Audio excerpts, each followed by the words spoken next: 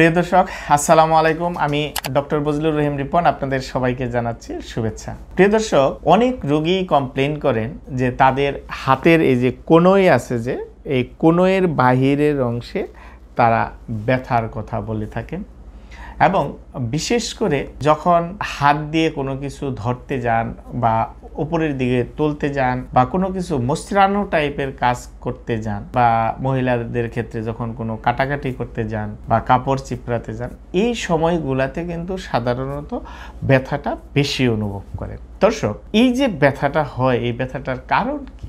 এটা সাধারণত যে কারণে হয় সেটি হচ্ছে যে আমাদের এই কনুইয়ের এই বাহিরের অংশ থেকে এক গুচ্ছ মাংসপেশির উৎপত্তি হয়ে আমাদের হাতের দিকে চলে এসেছে, যেগুলি আমাদের হাতের বিভিন্ন ফাংশনে সহায়তা করে। এবং যারা এই হাতের কবজিকে বা হাতকে ব্যবহার করে বেশি কাজ করে থাকেন, তাদের ক্ষেত্রে এই উৎপত্তি স্থলে অর্থাৎ মাংসপেশি যে জায়গায় থেকে উৎপত্তি হয় সেখানে ছোট ছোট ট্রমা হয়, যেটাকে মাইক্রোট্রমা বলে। মাইক্রোট্রমা হয়ে সেখানে ইনফ্ল্যামেশন হয় এবং পরবর্তীতে আস্তে আস্তে অ্যাডহেশন ফর্মেশন হয়, যেটাকে আমরা বলি টেনিস এলবো বা ল্যাটারাল ইপিকন্ডাইলাইটিস। তো এই ধরনের টেনিস এলবো বা ল্যাটারাল ইপিকন্ডাইলাইটিস এটা সাধারণত বেশি হয় যারা টেনিস খেলেন তাদের ক্ষেত্রে হতে পারে। এছাড়াও দেখা যায় যারা বিভিন্ন ধরনের কাজকর্মের সাথে জড়িত, স্পেশালি হাতকে বা কবজিকে ব্যবহার করে যে যারা বেশি কাজ করেন, যেমন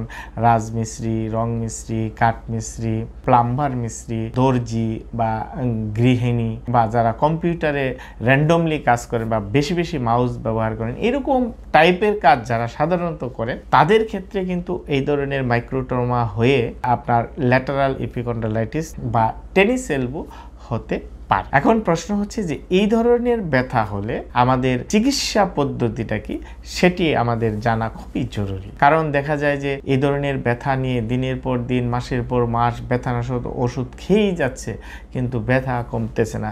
তাদের দৈনন্দিন কাজকর্মে সাংঘাতিক রকমের সমস্যা দেখা দেয়, বিশেষ করে যখনই এই টাইপের কাজ করতে যান, বিশেষ করে ভারী জিনিস তোলা বা মোস্তানি টাইপের কাজ বা কম্পিউটার ওয়ার্ক, যে কাজগুলির কথা আমরা উল্লেখ করেছি, এই সমস্ত কাজ যখন করতে চান তখনই কিন্তু এই কোনোর এই বাহিরের অংশে প্রচণ্ড ব্যথা অনুভব করেন এবং ব্যথা কিন্তু অনেক সময় কোনোই থেকে একটু নিচের দিকেও নেমে যেতে পারে। তো এই ধরনের ব্যথা যখন দীর্ঘ সময় হয়ে যায় তখন দেখা যায় যে এখানে কিছু কমপ্লিকেশন দেখা দেয়। কমপ্লিকেশনটা কি?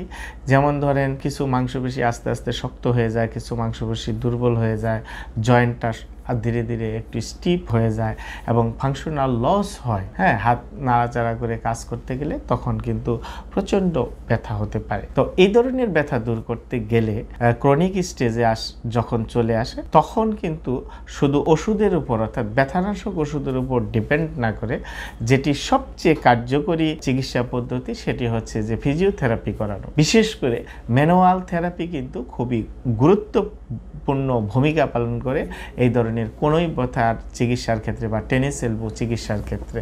যেমন ধরেন আমরা ম্যানুয়াল থেরাপির মাধ্যমে, অর্থাৎ ম্যানুয়াল থেরাপি বিভিন্ন ধরনের, যেমন soft tissue mobilization, joint mobilization, manipulation, এই ধরনের অনেক ধরনের ম্যানুয়াল থেরাপি আছে। এই ধরনের ম্যানুয়াল থেরাপিগুলা ব্যবহার করে আমরা মাসলের টেনশনকে রিলিজ করতে পারি এবং যে মাসলগুলা আপনার উইক হয়ে গিয়েছে সেই মাসলগুলোকে বিভিন্ন এক্সারসাইজের মাধ্যমে সেগুলিকে শক্তিশালী করা এবং মাসলগুলিকে ফ্লেক্সিবল করা এবং জয়েন্টকে মোবিলাইজেশনের মাধ্যমে রেঞ্জ অফ মুভমেন্টটাকে বাড়ানো, জয়েন্টের ফাংশনটাকে বাড়ানো এবং বিভিন্ন ধরনের এক্সারসাইজের মাধ্যমে আমাদের এলবোতে আপনার সার্কুলেশনটা বাড়ানো। সার্কুলেশন যদি বৃদ্ধি পায় তাহলে আমাদের হিলিং প্রসেসটা কিন্তু ত্বরান্বিত হয়, ব্যথাটা দ্রুত কমে যায়, ইনফ্লামেশনটা দ্রুত কমে যায়। এই ধরনের ম্যানুয়াল থেরাপির পাশাপাশি এক্সারসাইজ থেরাপি এবং অনেক ইলেকট্রোথেরাপি আছে, যেমন ultrasound therapy, tense, infrared radiation, এরকম অনেক ইলেকট্রোথেরাপি আছে যেগুলি আমাদের এই ধরনের